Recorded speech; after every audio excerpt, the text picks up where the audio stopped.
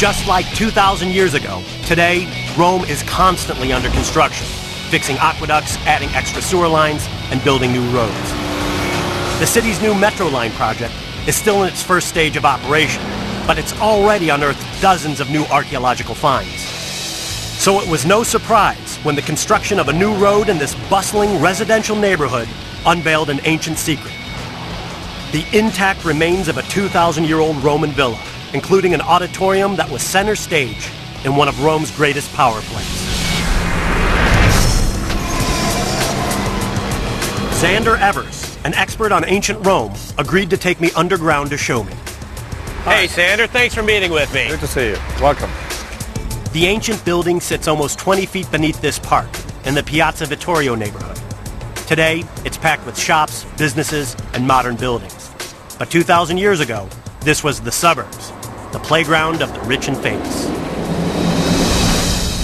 Imagine this 2,000 years back, and we're right in the middle of what used to be an enormous complex. Big villa, huge gardens, all very nicely decorated. But sadly, this is the only part left of it. Can we go in and take a look? We can certainly go in. It's spectacular inside, I can promise you that one. Great. Hundreds of locals walk by this inconspicuous brick building every day and have no idea it sits on top of ancient Rome. This was all buried until the end of the 19th century. This was all buried? This was all buried. Yeah, so we're walking into an auditorium. This was a big hall where you could listen to poets performing, people sitting on those steps there in the back and listening. This is gorgeous here. It's not bad. The underground structure was just one small part of the sprawling estate. It was built around 30 BC by Gaius Maecenas, an extremely wealthy citizen. Maecenas was close friends with a man who would later become known as Augustus, Rome's first emperor. When Maecenas built the villa, Rome was still a republic. Just a few years later, his friend Octavian was granted the title Augustus and became the sole leader of Rome. Keeping the image of a republic while consolidating control wasn't easy. But with the help of his friend Maecenas, Augustus found a unique weapon in keeping political power. The big poets of those days come in and write works to entertain, but also to broadcast a political message almost. Why Augustus should have become the emperor, why it was justified for him to have become the emperor after the time where the republic effectively had come to an end. Transforming Rome into the capital of an empire took ingenious engineering, like sewers, aqueducts, and high-rise buildings. But this auditorium became the place where the real dealings went down. Rome's decision-makers gathered right here, including Virgil and Horace. Maecenas built this space to show off his power and influence, but this auditorium became the cultural and political hub of Rome.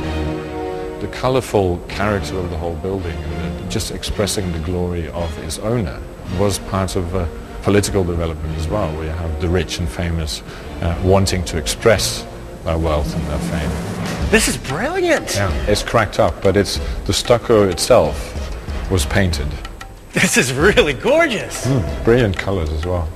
Also the blue in there. Oh, wow. Yeah, look at this. The motifs are not very clear anymore, but it's almost like looking out of a window with a countryside scenery and what we call a trompe d'œil, so it's the trick of the eye. It's a 3D effect painted on the wall. That's really cool.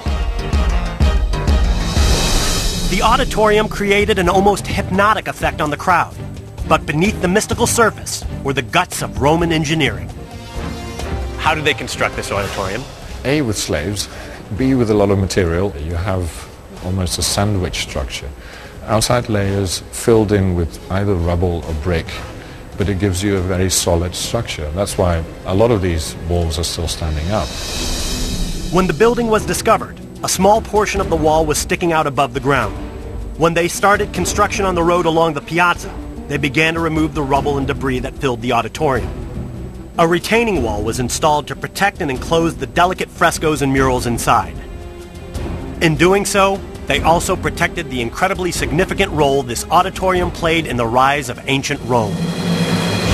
After Maecenas died, he left it to Augustus, From then on, it became the private pleasure palace for every emperor for 400 years. This villa was even used by one of Rome's most notorious and ruthless rulers, Emperor Nero. Nero is said to have been on this spot, on the property, when Rome was ablaze in the year 64 AD and was overlooking the city from the Esquiline Hill from this particular property and enjoying the view of it. It's maddening to think about that. I mean, this spot here, so much history. Nero was here, and Virgil was here, Yep. and Augustus surely was here. Yep. This little drop in the middle of, it looks like surrounded by all of modern Rome. You wouldn't even know about this place. No, it's very hard to discover, but it's one of Rome's little jewels, little secrets. Around the corner, all of a sudden you find something. That's the magic of Rome, I would say. It's a reminder of Rome's glorious past, and only bits and pieces. Can you imagine the whole of it? It's like a treasure. You see something sticking out of the ground, Yeah. you start digging down, Yeah. and then you discover this place. You really get the Indiana Jones feeling. It's sort of, you're in the middle of nowhere, and all of a sudden it's there. You find treasures. The Romans are credited for being innovators, philosophers, and master craftsmen. From creating the first sewer system to building auditoriums to promote their ideas, the Romans were ahead of their time, allowing them to become one of the greatest empires in history. Today, evidence of the influence of ancient Rome is seen not only in its ruins, but also in every modern city around the world. Ancient Rome grew from a small town on the banks of the Tiber into a mega metropolis that went unrivaled for over 1,000 years. Its sewers, aqueducts, and high-rises became the blueprint for modern-day cities. Today, much of that master plan is covered by 2,000 years of history. But as the modern world collides with the ancient one, who knows what secrets they'll find buried in its underworld.